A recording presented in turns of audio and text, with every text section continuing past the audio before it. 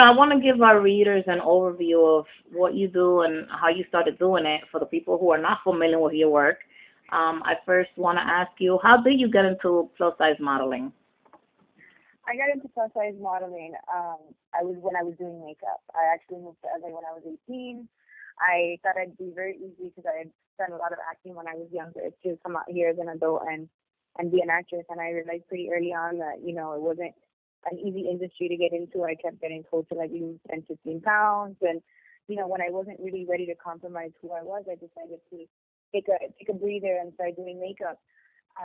And very shortly after I started doing makeup, I did makeup for a plus size model, and the photographer literally for like 30 days was calling me like, "Are you sure you never thought about modeling?" And coming from a Spanish household, which curves were kind of part of the deal there. I never thought there was a place for me in fashion. I didn't see myself as necessarily tall, or petite enough to be a model, and I had no idea the plus size market existed. And so when that opportunity came to my face, I literally saw it and ran with it. I was so happy to have a place and to be able to still kind of do what I love and travel. And throughout the last 8 years, that's what I've done full time. And I've learned so much, not only about myself, but about the world and this industry. And it's been an amazing journey.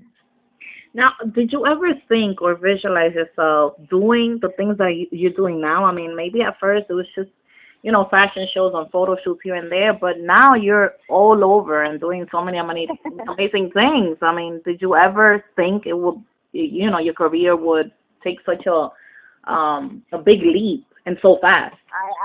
I'd be lying. I've always been a big hopeful dreamer, and sometimes my dreams have been big enough where I never thought I'd get to them, and then you get to the fashion world, and never in my right mind would I have thought I'd walk near Fashion Week or I'd travel the world, or none of the above, to like see Anna Wintour and walk in front of her. I mean, there's certain things that no matter how big you dream, you never even dream that big, and that's kind of what I feel like a lot of my life has been. It's like every time I think I've done too big, my real life takes on an even bigger measure, and I'm like, oh my God, that dream wasn't even big enough. It's been so crazy to kind of go through the process of growing as a woman, all while being in this fashion world, because it just teaches you so much more about yourself and about what you can achieve and what you can fight for, and how powerful like your visions are of yourself, and how you do things the right way and you treat people with respect, how far you can really get to. Absolutely. Now, a lot of people don't know you are a mom, you're a working mom, and I'm interested in knowing, how do you balance your work and everything that you do with motherhood? How do you manage that? Well, I'd be lying if I said it was easy. It's definitely one of the biggest challenges of my industry, and my daughter's the most amazing thing that ever happened to me in my life. And so I'm so thankful that, I get to kind of set my own schedule at times. And when, things get really complicated with scheduling, I've had to pass down certain jobs. It's not always as easy as people think. So like, let's say, for instance, I have a job next week in Copenhagen, and my daughter's spring break fell right in the middle of that. So I had to call this morning and try to get her on the same flight as me, and try to plan like kid activities to do while she's there too. So it's an amazing thing to be able to kind of almost run your own business and be able to make those calls and be able to take her with me, because she's learning so much about life too. Like at her age, I couldn't even imagine how her brain is expanding. Just being a part, like seeing me be a part of this industry and being a part of it herself, and the traveling and the world knowledge and experience. It's just I just think about her and how bright her future is, and that makes me want to work that much harder and make these things happen, because everything I do ultimately is for her. And it made me that much more aware of the platform that I have, not only to teach women of a certain age, but to teach those young kids and those teenagers who are growing up not necessarily feeling beautiful, feeling like they fit in. And as a mother, it's very, very, very important for me to let them know that they're perfect just the way they are, and those imperfections make them beautiful, and that I was them once. And so I, not only being a mom, but being a model and a plus size model, it just feels everything that I fight for.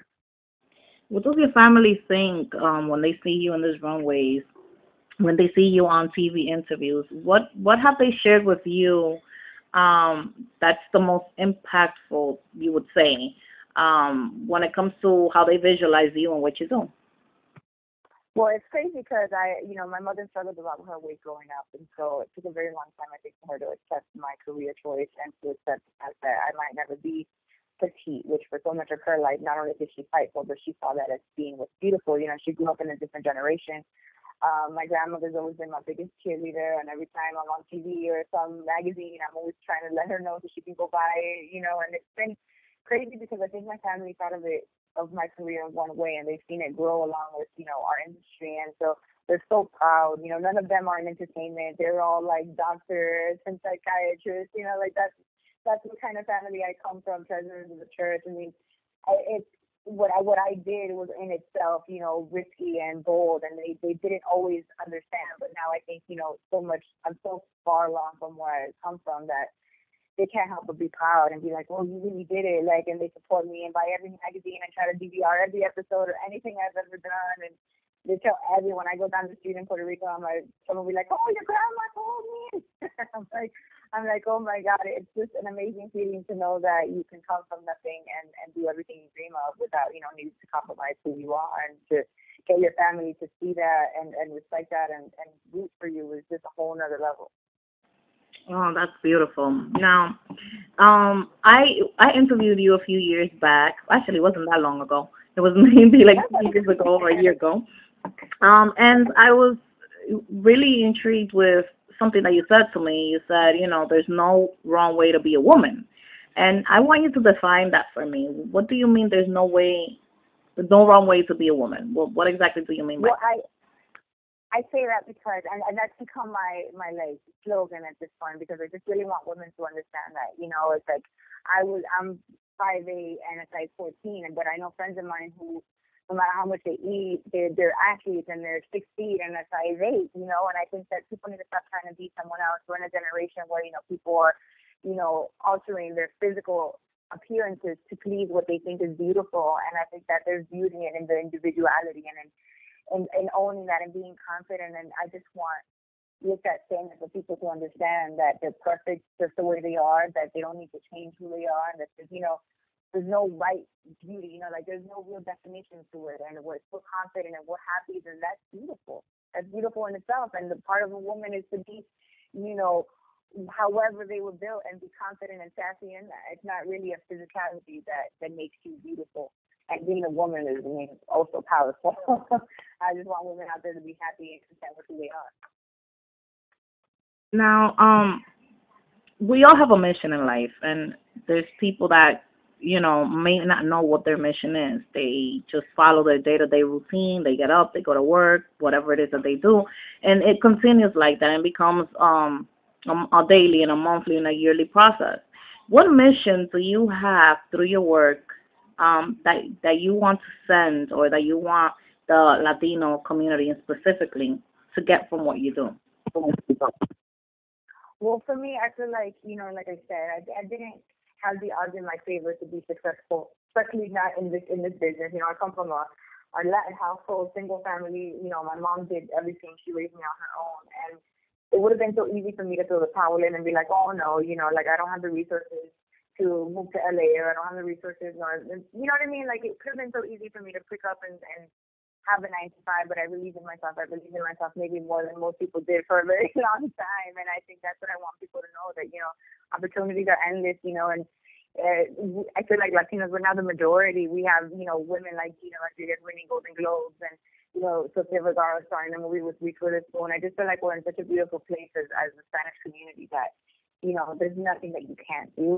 And I'm a firm believer in that, because I'm a true example of just really fighting your way to success. And I hope that there's people out there that believe in themselves and that know that they can be entrepreneurs or authors or artists, and that their resources and where they come from doesn't limit that.